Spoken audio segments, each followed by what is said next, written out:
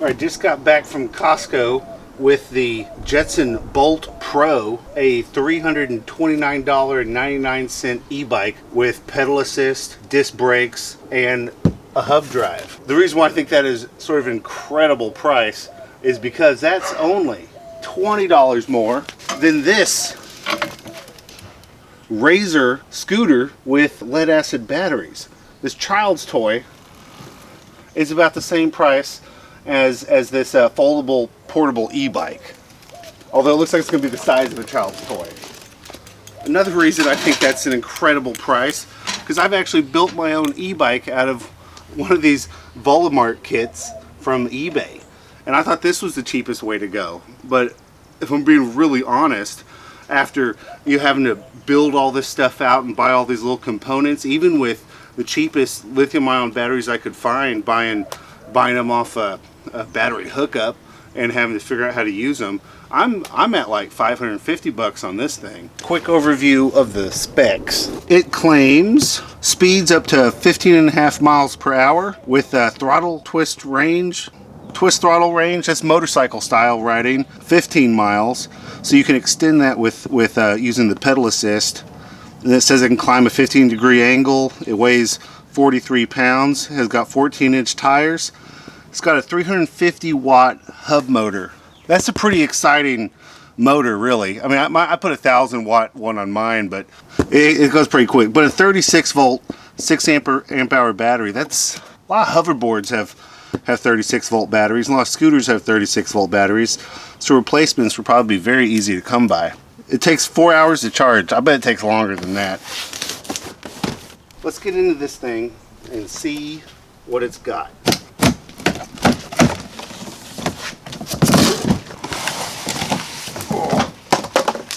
All right. We got one piece here with a kickstand. Looks like there's going to be just a tiny bit of assembly. The pedals aren't on there. I'm going to just start snipping zip ties, snipping tape. There's the seat. Let's see. Got some pretty plastic things. And then there's a box in the box.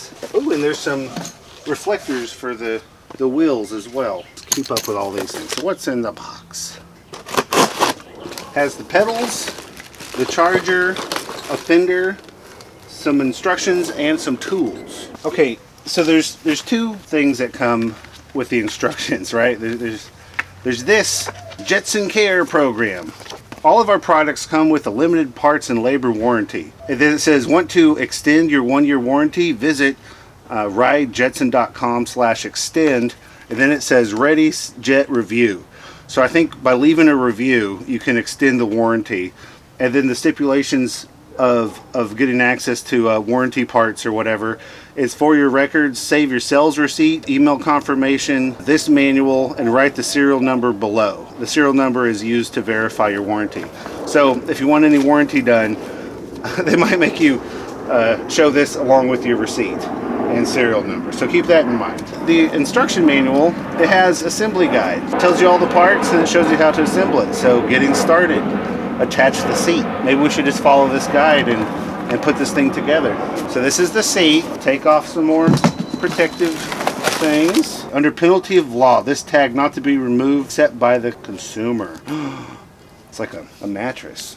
We'll put the seat in there. This needs to be tightened up a bit for it to clamp. Let's go just a little tighter. I'm going to twist this knob, get this some middle height for now. It might be tight enough. Then step 2, attach the light. So where was the light? It was with the instructions for the bike. So the light is here with the 2 tools. We got red blinkies, solid blinky. Connect that. Boom. Now it says attach the fender. You need the fender and a bolt. And so here's the fender. Okay, the bolt's already here on the bike. All right, so it comes with the Allen wrench. One side is the Allen wrench and the other one is a screwdriver. Let's loosen that.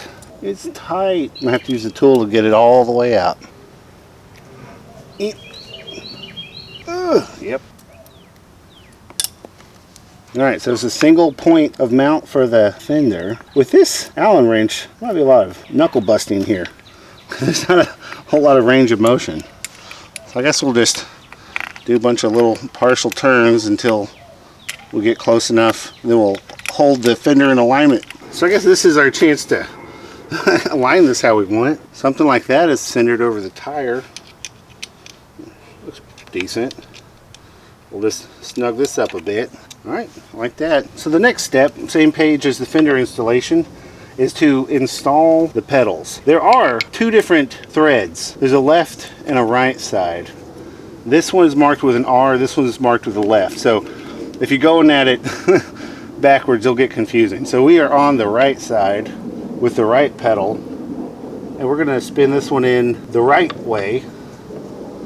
Normal righty-tighty. It comes with a little wrench for this once it gets tight. So this thing freewheels on the threaded part. So I'm finger tightening it until it gets tough, and then I'm going to go for this. Yep. So the left side is reverse thread. So this one you have to turn it backwards to make it tighten up, okay? So immediately after the pedal step and the fender step, it wants to educate you about charging. Use only the included charger. Plug the charger into the wall before charging port. So charger to wall and then charger to bike battery. I guess that's to prevent sparks. Charge the battery until it's fully charged, up to 4 hours. Replace the cover over the charge port when done. Charging indicator on the charger, red light, batteries charging, green light, charge is complete. So what this means, use only the included charger. That's because lithium ion batteries, they have to have a charger that controls how much current flows into them and what the top voltage is. You flow too much current, the battery gets hot, thermal runaway, catches fire, burns your house down. Same with overcharging with the voltage. If you push the batteries past their designated voltage too far, thermal runaway, the batteries catch fire, you burn your house down. Now plug the charger into the wall before the charging port into the battery.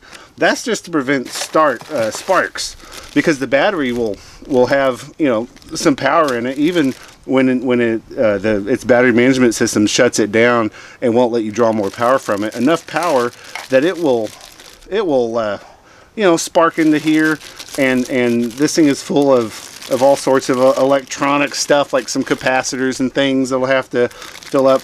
And maybe if you plug it in backwards, something bad could happen. Probably not, but yeah, follow that recommendation. That's a good one. Charge the battery until fully charged, up to 4 hours. That probably just means that if you're expecting to get 15 miles of throttle assist, you know, motorcycle style riding out of this thing, you better leave with a full battery if you're going to get that. On this third step, unfold the handlebar. All right, unfold the handlebar. So it just folds up, and then you squeeze it, and it's stiff. Nice. So let's remove a few more of these protective things. This says, hold on, do not return this item to the store, give us a call. So if it doesn't work out of the box, they want you to call them first before returning it to wherever you bought it from. What's this one say? There's one on the wheel too. Check your tires. What's under here? Huh. There's a little, okay, so that's a little protective pack. So we need to adjust these handlebars a bit. Let's loosen that, and so we need to tighten a reflector down, and we need to tighten the, what they call an analog bell down. So let's try it with a little screwdriver. I guess I'm gonna loosen it a bit more, see if I can get it closer to the middle, and then, no, I can't. Is that just gonna sit like that? I guess that's where that goes. There's a headlight on this thing, but people are pretty bad about seeing bikes, so. Ooh, nice. So the more the merrier, I guess. Let's tighten this down if we can. All right, so here's the deal. This was in the bottom of the box because it just fell off, because these are just a little loose, these reflectors. So let's just tighten these up a bit. Not too crazy tight, and I'll install the other one. This warning sticker is just to remind you to check your tire pressure. So these tires are rated for minimum of 35, maximum of 45. I like my tires to be fully inflated because I also happen to be the like the max weight of this device. 265 pounds is all it can handle. So see what's in there. It's got 8. So I'm going to bump this up to 45. So one really nice feature is this rigid and bent air zerk, whatever it's called, for filling the tube. You know, the similarly priced Razor Kid toy. It just has it jamming straight out into the gears and the brakes and everything, and it's almost impossible to put an air chuck on. We're going to poke this button, and it turns on, and it claims to have a state of charge of 3 bars.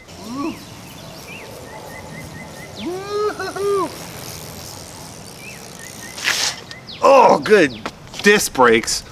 So it's a little squirrely on those tight donuts with these little baby wheels, but it's got some get up and go and some pretty good stopping power. We're gonna play with it for a while as a family, of course, and then we'll see about some proper review of this product. All right, it's like the middle of the night, but we're gonna do a little test run. We're actually in the little heat bubble thing right now. It was like 106 degrees high today. So anyways, I'm going to use some app I found to track speed. See, it's not perfectly accurate. It doesn't know that we're sitting still. So that turns on the bike, recognizes it's full. We'll hold the cruise control button for 4 seconds. And that should get us the headlight. And then on the back side, we're gonna do the slow blink. That makes me feel good. I'm gonna see if I can ride this with one hand. I might crash and die. Oh my God, gotta get some speed going. There we go. So this is all, oh, it's a little squirrely. These little tires, they honestly are a little bit squirrely. I feel better with 2 hands with these little tires. There's a dip up here, so I'm not gonna open it up just yet. Checking for traffic. Oh, these roads are so bad. Let's just open it up, just for a little bit. Looks like a lot of dips though. Oh my God. Wish I had a GoPro that would mount to the chest. That would make so much sense. So I'm scared to open it up. Okay. So the thing to know is I was riding with my girlfriend, and she is, you know, more than 100 pounds lighter than I am. And it does go 15 miles per hour with her. I am a little bit above the top speed of this thing. I mean, the top weight of this thing. I'm about 270.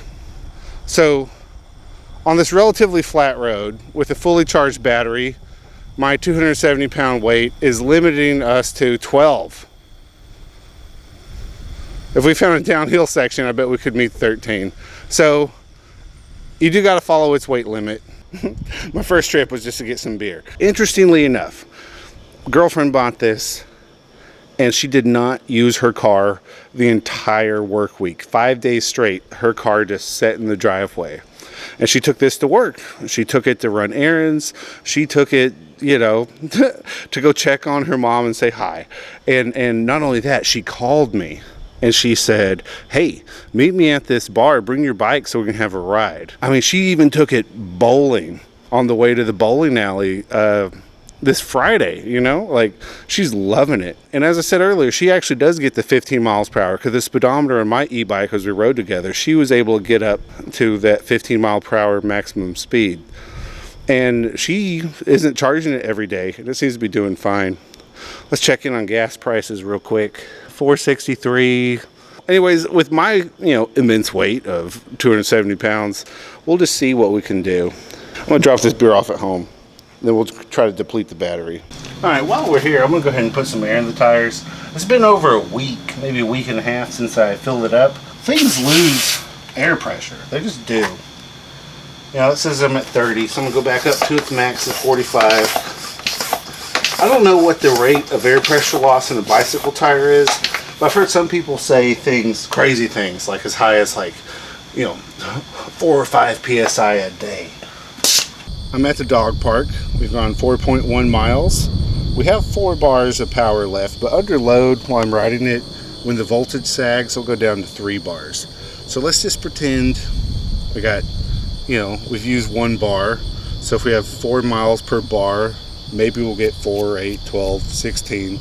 You know, I might just get this 15-mile range despite being a little bit heavier than its maximum and having the headlight on. You know, I really don't know. Well, I've made it to beautiful downtown. There's our courthouse. Yeah, we're the county seat because we're cool that way. So let's see how far we've gone. We are at 7 miles and we have 3 bars. The third bar is starting to fade when I give it a lot of gas. One interesting thing is here in my town we have a very dedicated flat earth guy, and all his vehicles in his house have been graffitied to show his beliefs. It's pretty cool. But maybe I should head home. We're halfway through the range. I took a very long route here, so should be fine. All right, so we're at 10.1 miles. Whoops, my finger's covering that. Where are we? You see, we're by the creek, but we're almost home. Anyways, the very last light has just started blinking. So we've made it 10.1 miles, but I'm very close to home. So we're definitely gonna make it home. Oops, the headlight just went out. And there's no more assist. What's it doing? Okay, I'm trying to... Alright, let's turn on the auxiliary headlight that my girlfriend added. Oh, hell yes. Yeah, that's pretty cool. So, I guess that's it. We depleted the battery. Will it turn back on? It won't turn back on. It's done. Oh my god. Can I pedal with one hand on tiny wheels? Okay. Well, that's amazing, because we're literally the street over from my street. We went all over town in the dark with the headlight on, and it did it. Like I'm impressed. For $330, this is quite a lot of e-bike. But the seat is so low. I mean, it's a foldable pack-away e-bike, and that comes with some big pros and big cons. The big pros are you ride it to work and you can tuck it up and shove it under a table or something. That's what, you know, my girlfriend does. The con is for these longer rides, you don't have any way to, I mean, because your legs are bent the whole time because it's like the size of a child's bike. You don't have any way to, you know, get the weight off your butt. I mean, you're sitting on your butt the entire time with your legs bent, your knees at 90-degree angles, at least at my height. And so you can't, you know, shift weight from one leg to the other leg to your butt. And you can't get those little stretches in that feel so good on a bicycle, you know, on a full-size converted e-bike. Here we are. Home sweet home. Oh, look at this. That's my Honda Insight. Talk about saving some gas. So this little trip I did, 10.3 miles based on this. Interestingly enough, the top speed, 18.8, I bombed a pretty steep hill, you know, just full throttle, and I, you know, went well above what it's rated for, I guess. Just gravity pulling me down. There's my little lights, my back patio, girlfriend's spot. But see, the difference in a full-size tall bike, you can get your legs straight, just like, you know, put all your weight on one leg and get the weight off of your bum, and that helps a lot. The other thing with one of these converted bikes is they're just a whole lot faster. This is an off-road kit, and so basically what that means is you can program your speed. You know, so I have it limited to 30 miles an hour, and riding, you know, 20, 25 really feels like you're making some progress. 30 gets a little bit scary because there's no suspension on this. You're hitting bumps real hard, and that's sort of thrilling, like you're risking your life. No, this thing did great for $330, minimal assembly. Take it home and start riding it. That's really good. One thing that I want to note is if I turn it on, it tests the battery, boop, boop, boop, goes back down to 1. So it is turning on. So I assume that the load of, you know, driving it, twisting the throttle, had dropped the voltage of the battery down to the point that the battery management system said, uh-oh, you know, we're getting in trouble. and it cut me off. The safety features, because lithium-ion batteries, they can catch fire if they're mistreated. And the BMS, you know, it works as hard as it can to try to keep the battery from catching fire. It'll try to balance the cells a little bit. It has a high voltage and a low voltage cutoff, and the BMS will just go, nope, and it'll shut off the power to everything else. So anyways, let's follow the instructions. We're going to plug in the charger first. The charger indicates green when it's plugged in. Then we're going to open up the little rubber cap and plug it in. And once it's plugged in, the charger shows red, and it'll be charged once the charger decides it's charged, and it'll show green. Alright, so if I were to review this, I would say the most important thing to remember is what you're actually buying is a foldable small bike. Very small frame. It's the size frame that fits my 9-year-old very well versus a full-size frame, okay?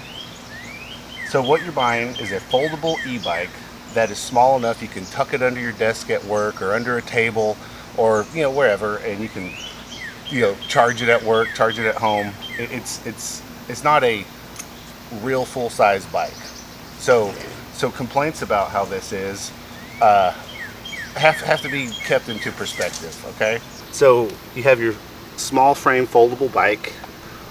I found that the brake cable sometimes gets stuck when you fold it up, so just be mindful of that so the brakes aren't partially on. The seat only goes up, you know, so far, but the biggest problem with riding this thing is that, you know, since you're going to have your legs at an angle like this, most of your weight will always be on your butt. And so if you're doing really long commutes, your butt's going to get a little bit sore. Since you are in a scooter position, whenever you come to a stoplight or something, you can just stand up and shake it out though. So it's not that bad. So the very first modification that my girlfriend made was the seat. She just hated how insecure this one felt. And I did too. Riding it around, you're just squishing and rolling around because, you know, these springs are just out in the open. All of the modern bikes with springs, they have springs that are encased in these like polyurethane bushings, and they just give you a whole lot more, I don't know, security and like a dampening effect, so it doesn't feel like you're about to fall off. So, you know, she spent an extra $25 for a different seat just to increase the comfort level a bit. You know, the actual, you know, sitting on it is higher quality too, but mostly the complaint that both of us had with the original seat is just how it felt like it was loose, you know, because it's compressing so much on the springs. It really felt like you're just going to fall off or something. And then, you know, she also put on a cell phone holder, which is very nice because you're doing a bit of a commute. You're going to listen to a bit of music as long as your headphones have a pass-through. Then she put on these disco lights as a, just, you know, a little extra safety precaution. She just wanted to be more visible at nighttime. So at first I was, you know, I wasn't happy with the fact that it had a battery-powered rear light, and I thought, you know, wouldn't it be better if the rear light was activated like the front headlight is and powered by the main battery, until I ran it out of power and the front headlight you know, turned off, and I still had this thing as a safety measure. So, you know, it'd be cool if it was all controlled by one switch, but it's also nice having light that you know will work even after you run it dead. And speaking of running it dead, pedaling this thing home with no battery power really was pretty simple. It pedals pretty nice.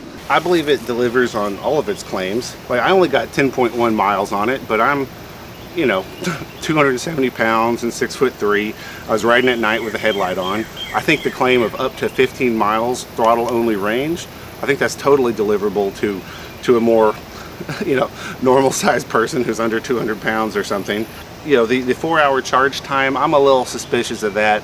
I never measured it, but you know, if you're just, you know, you come home from a ride, you charge it up, it takes way less than 4 hours. But when it's completely depleted, I just think it takes longer than that.